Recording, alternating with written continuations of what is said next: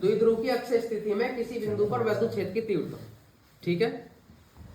वैद्युत द्विध्रुव की अक्षीय स्थिति में, अक्षय का मतलब जो उसी की एक्सिस में है, किसमें है, उसी की एक्सिस में। एक हमने वैद्युत द्विध्रुव लिया, माइनस क्यू प्लस क्यू। इसके मध्य बिंदु O से r दूरी पर एक बिंदु P है जहां मुझे वैद्युत क्षेत्र की तीव्रता ज्ञात करनी है, ठीक है। इससे r दूरी पर एक बिंदु P है जहां मुझे वैद्युत क्षेत्र की तीव्रता ज्ञात करनी है। तो इस प्लस क्यू के कारण वैद्युत क्षेत्र की तीव्रता E1, हमने फॉर्मूला पढ़ा 1/4πε × Q/r का स्क्वायर। लेकिन प्लस क्यू से जो दूरी है P तक की वो कितनी है, r minus L. r minus L क्यों आया, क्योंकि इनके बीच की दूरी कितनी है, 2l, है ना। वैद्युत द्विध्रुव के आघूर्ण के बीच की दूरी हमने स्टैंडर्ड बात रख ली 2l। तो यहां से यहां तक कितना हुआ l, यहां से यहां तक कितना हुआ l, हो गया। और यहां से यहां तक कितना है r, तो ये दूरी कितनी होगी यहां तक r माइनस एल, और ये कितनी होगी r प्लस। भाई जब आप इस r में ये l घटा दोगे तो ये बचेगा r माइनस एल। और जब इस l में मतलब इस यहां से यहां तक कितना r है और इसमें ये l और जोड़ दो कितना हो जाएगा r प्लस l। तो प्लस क्यू के कारण वैद्युत क्षेत्र की तीव्रता E1 = 1/4πε × Q/r माइनस एल का होल स्क्वायर। और माइनस क्यू के कारण वैद्युत क्षेत्र की तीव्रता E2 = 1/4πε × Q/r प्लस एल का होल स्क्वायर। एक तो वैद्युत क्षेत्र की तीव्रता प्लस के कारण बाहर की तरफ है, माइनस क्यू के कारण, तो परिणामी वैद्युत क्षेत्र की तीव्रता कितनी होगी, परिणामी वैद्युत क्षेत्र की तीव्रता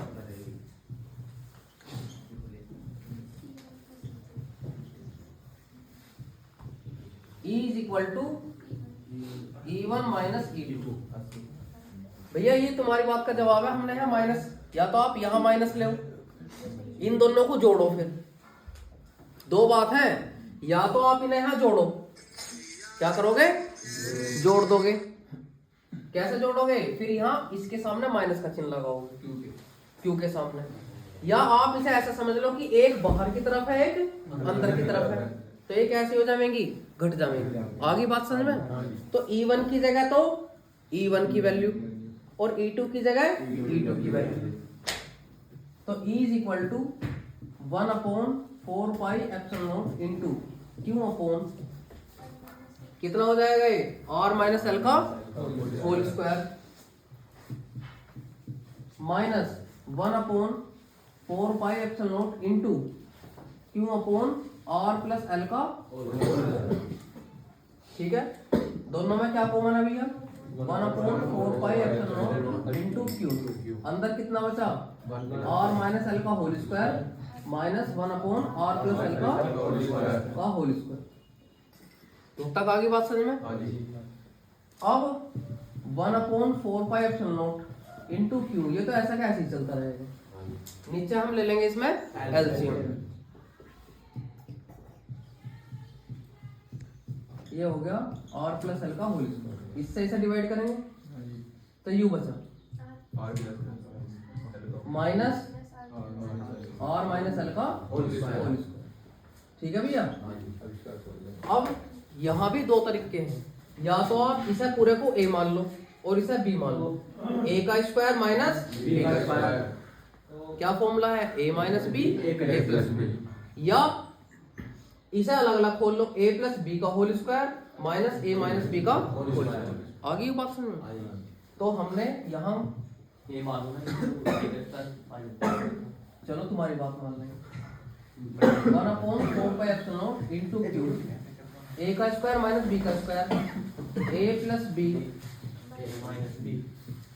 और a माइनस b, यानी कि r plus l minus r minus के l upon r minus l का होल स्क्वायर और r प्लस l का whole square.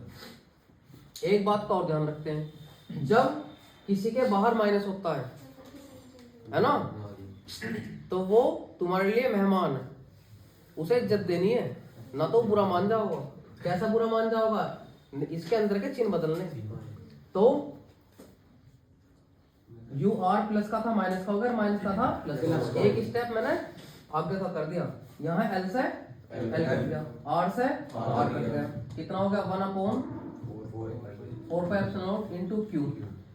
Are plus R L plus L 2l और नीचे भी a minus B A plus B यानी कि a का स्क्वायर माइनस b का स्क्वायर का होल स्क्वायर। ठीक है, अब क्या करें?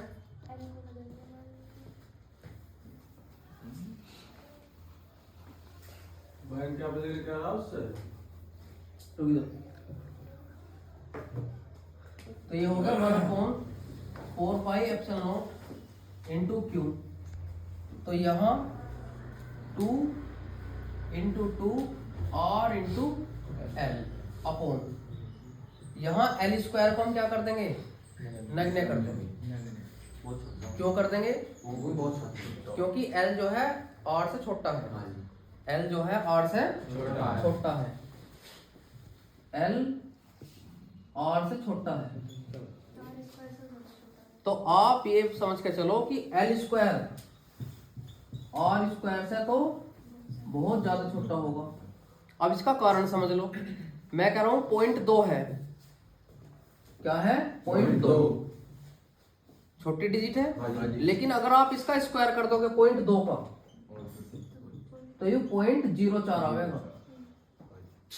तो जो डिजिट छोटी है अगर आप उसका स्क्वायर करते हो तो वो और छोटी हो जाएगी। ठीक है, तो इसलिए हम एल स्क्वायर को क्या कर देंगे? छोड़ देंगे।